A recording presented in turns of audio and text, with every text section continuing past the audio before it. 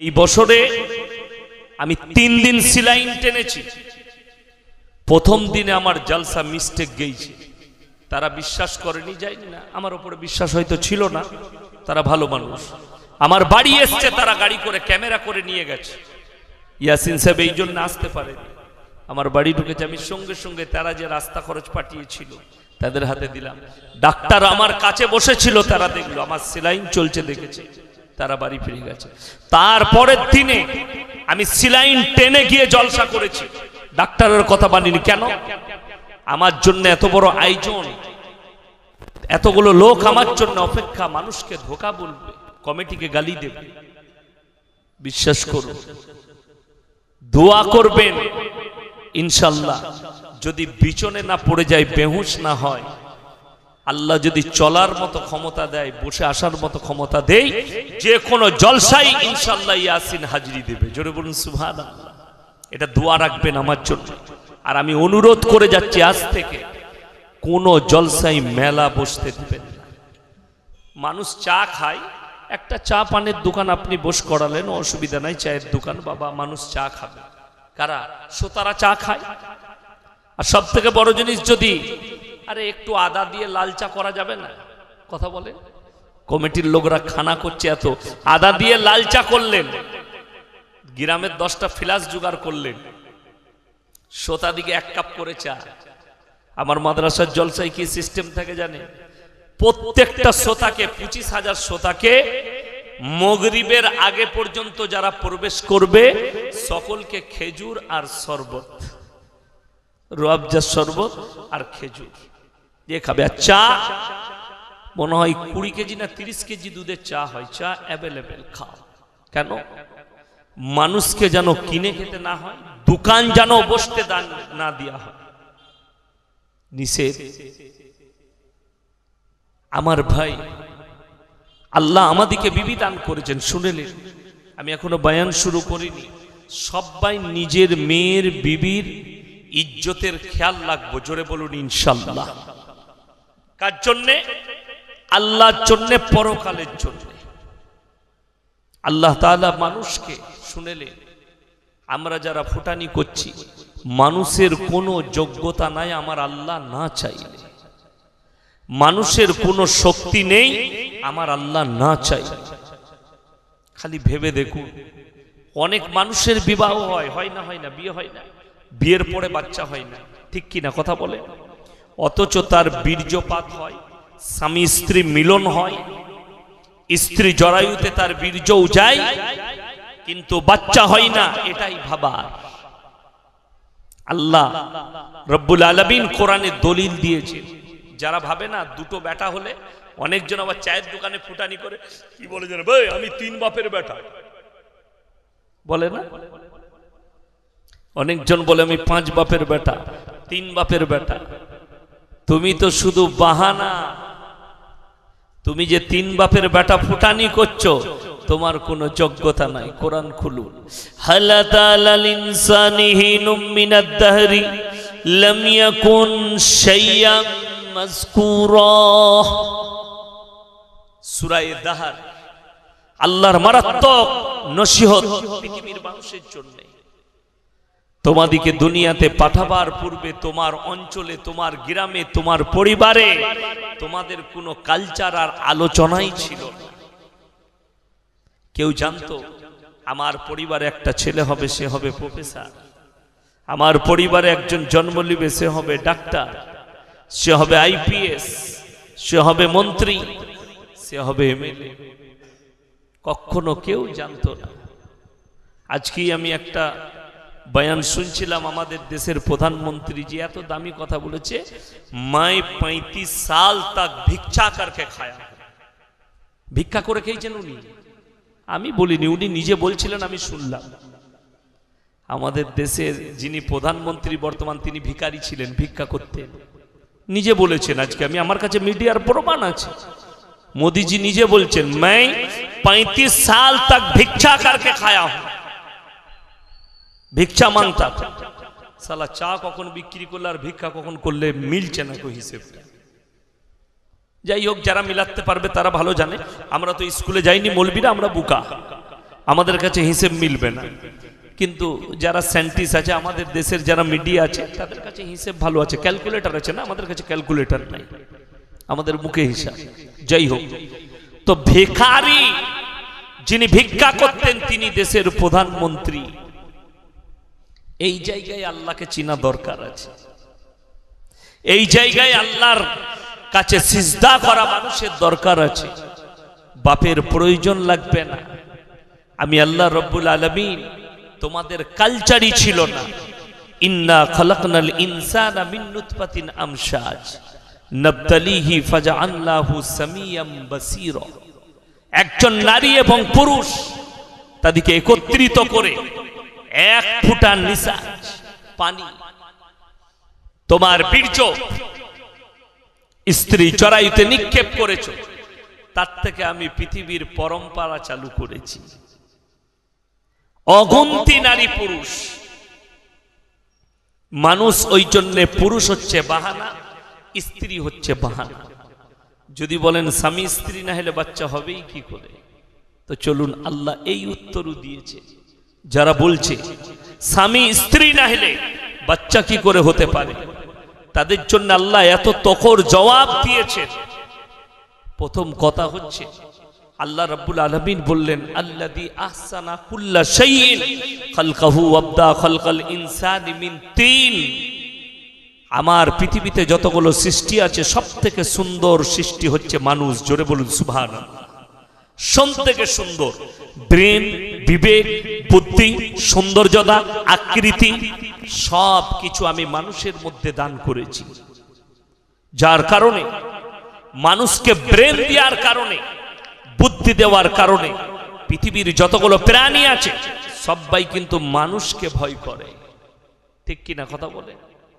আপনি যদি একটা আগুনের মশাল নেন আর যদি খেপা হাতি আসে, সে আগুন দেখেই ছুটে পালাবে। মানুষের হাতে আগুন আছে। আপনার কাছে অস্ত্র থাকলে বাঘ ঘুরে পালাবে, ভালুক ঘুরে পালাবে।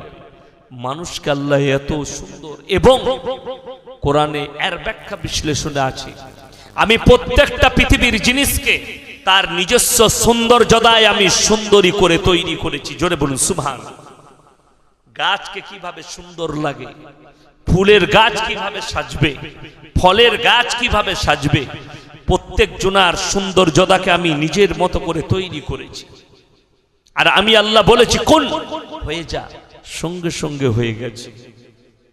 আমার ভাই চলুন, আল্লাহ পৃথিবীর মানুষকে তাজ্জুব করেছেন। পৃথিবীর মানুষের ব্রেনটা হ্যাং হয়ে যাবে আল্লাহ সৃষ্টি দেখলে। আল্লাহ পৃথিবীর মানুষকে এটাও জানালেন, আমি আল্লাহ ইচ্ছা করলে বাপেরও প্রয়োজন লাগবে না, আমি বিনা বাপে আমার একজন পয়গম্বরকে পাঠিয়েছি। তিনি হচ্ছেন হযরতে ঈসা মাসিহ। কিভাবে পাঠালেন? নিজের কুদরত দেখিয়েছেন আল্লাহ। কোরআনে আছে সূরা মারইয়ামে, ওয়াজকুর ফিল কিতাবি মারইয়াম ইদিন তাবাদাত মিন আহলিহা মাকানান শারকিয়্যা ফাত্তাখাযাত মিন দুনিহিম হিজাবান ফারসালনা ইলাইহা রূহানা ফাতামাত্তালা লাহা বাশারান সাবিয়্যা। হে আমার নবী, আমার মরিয়ম যখন নিজেকে একটা পূর্ব দিকে এক গৃহের মধ্যে নিজেকে বন্দী করে নিল, যার দরজা জাইলা সব প্যাক, নিজেকে পর্দার মধ্যে নিয়ে গেল কে? হযরতে মারইয়াম। যে ঘরটা বন্দী, সেই বন্ধ ঘরের মধ্যে গেলে আমার আল্লাহ কোরআনে বললেন, ফাত্তাখাযাত মিন দুনিহিম হিজাবান ফাআরসালনা ইলাইহা রূহানা ফাতামাত্তালা লাহা বাশারান সাবিয়্যা। আমি আমার জিবরিল আমিনকে মানুষ রূপে প্রেরণ করলাম। কোথায়? মরিয়মের গৃহে। যখন প্রবেশ করেছে মরিয়ম কাঁদতে লেগেছে। তুমি যদি সত্যিকারী আল্লাহকে ভয় করো, আমার গৃহে থেকে তুমি বেরিয়ে পড়ো, বেরিয়ে যাও। জিবরিল আমিন আওয়াজ দিলেন, মরিয়ম, আমি কোনো মানুষ নয়, আমাকে আল্লাহ পাঠিয়েছেন, আমি হচ্ছি জিবরিল ফেরেশতা। জোরে বলুন সুবহানাল্লাহ। তুমি ভয় করো না। কিসের জন্য প্রবেশ করেছো? আমার আল্লাহ পাঠিয়েছেন তোমাকে একটা সুসংবাদ দিতে, একটা সন্তানের। মরিয়ম বলল, আল্লাহর কসম, আমি কোনো ব্যভিচারিণী নই, আর আমাকে কোনো পুরুষে স্পর্শ করেনি, আমার কেমন করে বাচ্চা হতে পারে? আল্লাহ বললেন মরিয়মকে বলো কুন ফায়াকুন, আমার আল্লাহ যেটা বলবেন সঙ্গে সঙ্গে হয়ে যাবে। জিবরিল আমিনকে বললে দেরি করো না, আমার কুদরত দেখা, তুমি তার জামার আস্তিনটা টিপে ধরো।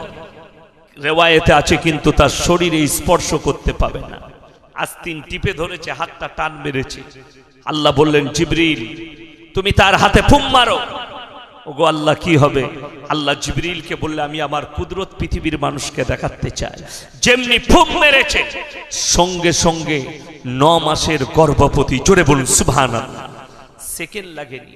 আপনার স্ত্রীর সঙ্গে আপনার মিলামিশা হলে প্রথমে 4 মাস, 5 মাস, 6 মাস, 7 মাস, 8 মাস, 9 মাস, 10 দিন সময় লাগবে সেই বাচ্চাটার পয়দা হতে। ঠিক কি না? কথা বলে। এটা দুনিয়ার নিজামত আল্লাহ তৈরি করেছে, কিন্তু আল্লাহ বললেন আমি সেকেন্ডের মধ্যে মরিয়মকে 9 মাসের গর্ভবতী করলাম। হযরতে মরিয়ম যখন নিজেকে গর্ভবতী অনুভব করেছেন তখন কাঁদতে লেগেছেন। ওগো আল্লাহ, আমি তো কোনো ব্যভিচারিণী নই, আমি আমার সমাজের মানুষকে কেমন করে জবাবদিহি করব? আল্লাহর কাছে কাঁদতে লাগলেন। আল্লাহ, আমি আমার কওমের মানুষকে জিজ্ঞেস করলে কি জবাব দেব? আমার আল্লাহ শিখিয়ে দিলেন, তুমি বলবে আমি মান্নত করেছি, আমার কথা বলা যাবে না। গ্রামের সর্দারদের চোখে যখন খবর পৌঁছেছে মরিয়ম গর্ভবতী, তারা বিচার ডেকে ফেলেছে। গ্রামের যারা সর্দার ছিল তারা বললে বিচার ডাকো মরিয়মের। মরিয়মের বিচার হচ্ছে। বললে মরিয়ম তোমাকে বলতে হবে তোমার আব্বা ভালো লোক ছিল, তোমার মা সতী সাবিত্রী, তুমি তার মেয়ে হয়ে কার সঙ্গে নোংরা কাজ করেছো। মরিয়ম কাঁদতে লেগেছে। আমি মান্নত করেছি আমি তোমাদের সাথে কথা বলবো না। তারা অর্ডারশিপ জারি করলো, তুমি যদি উত্তর না দাও, বাচ্চার পরিচয় না দাও, তোমাকে গ্রাম থেকে বহিষ্কার করা হবে। মরিয়ম কাঁদতে কাঁদতে গ্রাম ছেড়েছে। মরুভূমির প্রান্তরে গরম বালু, একটা গাছে ক্লান্ত হয়ে খেজুরের গাছে ঠেস দিলেন আর আল্লাহকে কেঁদে বললেন, আল্লাহ আমাকে এত ভোগ লেগেছে আর পিপাসা লেগেছে, এই মরুভূমির প্রান্তরে আমি খাবার পাবো কোথায়? আমার আল্লাহ অর্ডার দিলেন, মরিয়ম তুমি যে গাছের তলায় ঠেস দিয়েছো, যে ডালগুলো ঝুলে আছে, একটা খেজুরের ডাল ধরে তুমি লাড়িয়ে দাও। আল্লাহ গাছেতে তো ফল নেই। আমার আল্লাহ বললেন কথা বলো না, কোন ফায়াকুন, আমার জন্য সব সম্ভব, তুমি খালি ডালটা লাড়িয়ে দেখো। আল্লাহর কসম, হযরতে মরিয়ম খেজুরের গাছের ডাল নাড়িয়েছেন। মরিয়মের চারিদিকটা পাকা খেজুরে বিছিয়ে গেছে। জোরে বলুন সুবহানাল্লাহ।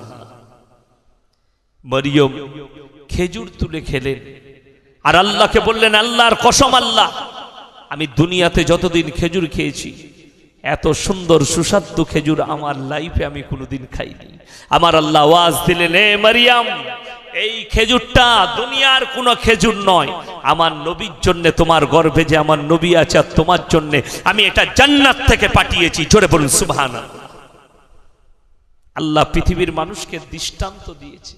মরিয়ম কাঁদলেন, ওগো আল্লাহ পিপাসা লেগেছে, পানি পান করব।